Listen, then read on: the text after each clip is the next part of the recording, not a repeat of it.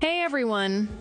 Today we're diving into a news topic that raises some serious eyebrows about the balance of power in the United States, specifically the authority of the president to send the Navy into international waters and order the destruction of a vessel and its crew.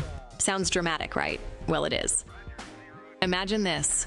A president, not in a declared war, not under the authority of the United Nations, decides to act as judge, jury, and executioner. This isn't just a plot twist in a political thriller. It's a reality we've seen unfold, especially during the Trump administration. It has just been reported and confirmed by the White House that President Trump ordered the U.S. Navy into waters off the coast of Venezuela to destroy a vessel and kill its crew. Not in war, not under UN authority, not after a trial. What you're watching isn't law enforcement. It's the executive branch twisting statutes into weapons and deliberately trampling both U.S. and international law. And that's exactly what Donald Trump bragged about, authorizing the Navy to act as judge, jury, and executioner of foreign nationals accused of drug smuggling. But wait, how can this happen? Isn't the power to declare war reserved for Congress? And what about the War Powers Resolution? What does it mean when the executive branch twists statutes into weapons? Are we witnessing a dangerous precedent? Let's walk through the legal framework. Under U.S. domestic law, there are two sources presidents cite for military operations abroad. First, authorization for use of military force, also known as the AUMF.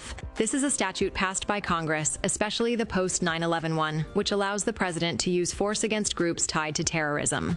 But it's not unlimited. Courts have sometimes pushed back when the scope of that authority seems stretched. And second, War Powers Resolution of 1973. This law is supposed to impose checks. It requires the president to notify Congress within 48 hours of initiating military action and restricts how long the president can keep troops engaged without congressional approval. Let's be absolutely clear. Under the U.S. Constitution, Congress, not the president, controls the power to declare war. The War Powers Resolution limits unilateral presidential action. The AUMF passed after 9/11 was about terrorism, not drug boats. None of these laws authorize a president to unilaterally decide that people on a foreign vessel can be executed without charges, trial, or evidence. This isn't a gray area. It's a cynical misinterpretation of statutory authority. On the international side, the violations are just as stark. The UN Charter prohibits the use of force except in self-defense or with Security Council approval. Maritime law governs interdictions at sea, requiring detention and judicial process, not summary execution. Human rights treaties the U.S. has signed guarantee due process and the right to life. Blowing up a foreign boat in international waters on suspicion of trafficking, that's not law, that's lawlessness. And this isn't happening in a vacuum. There's a pattern. We saw drone strikes against individuals outside declared war zones. We saw Trump order the extrajudicial killing of Iranian General Qasem Soleimani, a move experts widely condemned as illegal under international law. We saw executive orders reinterpreted to expand detention, surveillance, and targeting powers beyond what Congress ever intended. Now we see it again, except this time applied to drug trafficking, a domain clearly governed by civilian law enforcement.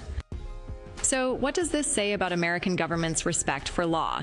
That when politically convenient, the Constitution is treated as an obstacle to be gamed. That statutory authority, written for limited, specific purposes, is warped into a blank check for presidential violence. And that international law, the framework meant to prevent exactly this kind of behavior, is brushed aside as if treaties and norms are suggestions, not binding commitments. Make no mistake, this isn't about protecting Americans. It's about consolidating power, projecting toughness, and eroding the checks that make democracy function.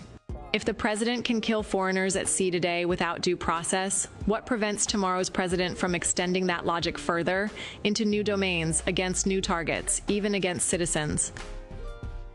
This isn't national security, it's impunity. And every time it goes unchallenged, the line between a constitutional republic and authoritarian rule blurs just a little more. So what do you think? Are we sleepwalking into the destruction of our own democracy? Let's discuss in the comments below.